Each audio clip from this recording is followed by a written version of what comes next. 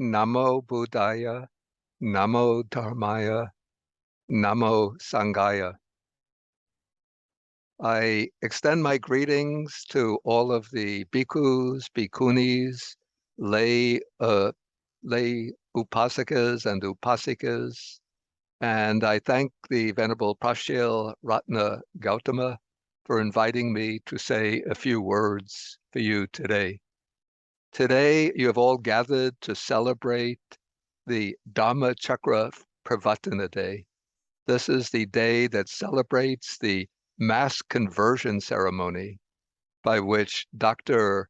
B.R. Ambedkar led the conversion of hundreds and thousands of people from the Dalit community to renounce their former allegiance to Hinduism and to formally embrace the Buddha Dharma.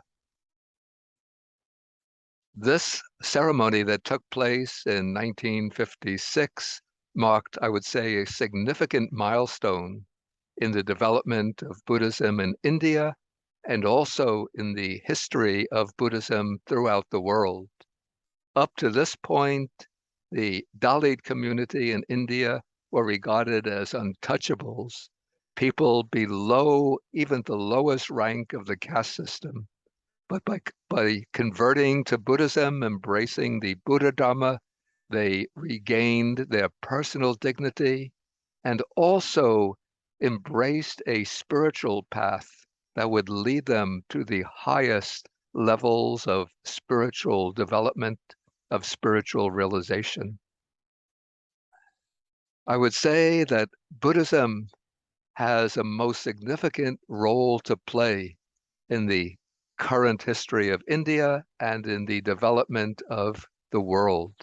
Today, we see that the world is engulfed by the dark forces of greed, hatred, and delusion, which are having a terrible impact, terribly destructive impact on societies, on countries, on nations throughout the world. We find continuing wars. We find vast differences in wealth between the rich and the poor.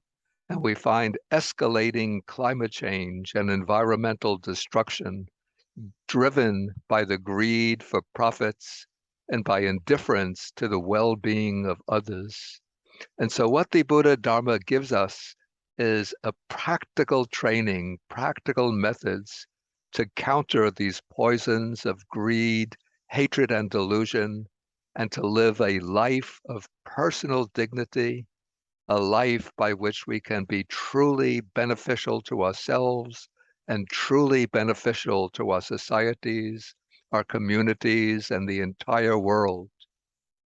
Buddhism gives us the training in, we say, sila, samadhi, and panya, in moral discipline, mental training, and wisdom. Through the Buddha Dharma, we learn about the 5 precepts by which we live a blameless, wholesome life, by which we restrain the impulses that are harmful to others and dedicate ourselves to responding to others with metta, karuna, mudita, and upekkha, with kindness, compassion, sympathetic joy, and equanimity. Buddhism gives us the methods of mind training, of mindfulness and samadhi and concentration, by which we can purify our minds, removing the hindrances of sensual craving, of anger, conceit, dullness, restlessness, and gain inner calmness and tranquility. And Buddhism gives us the principles of wisdom by which we can understand the real nature of things and ultimately cut off the dark defilements that stain the mind. But I would say that our responsibility, our task today as followers of the Buddha Dharma is not only to adopt Buddhism as a path of personal cultivation, of personal transformation, but also to recognize our responsibility to proclaim and spread the message of the Buddha throughout our country and throughout the world, because it's Buddhism, the teachings of the Buddha, that offers us the most powerful methods to promote a society in which people are bound together by harmony, mutual respect, and mutual affection, and to promote a world community dedicated to peace, harmony, and protection of the natural environment. So let us all dedicate ourselves today more strongly to applying the principles of the Buddha Dharma to our own individual lives and to promoting the Buddha Dharma as an answer to the problems that are plaguing our societies. And so I wish you all to rejoice in the celebration of Dhammacakkappavattana today, and to continue to practice the Buddha Dharma and spread the Buddha Dharma long into the future.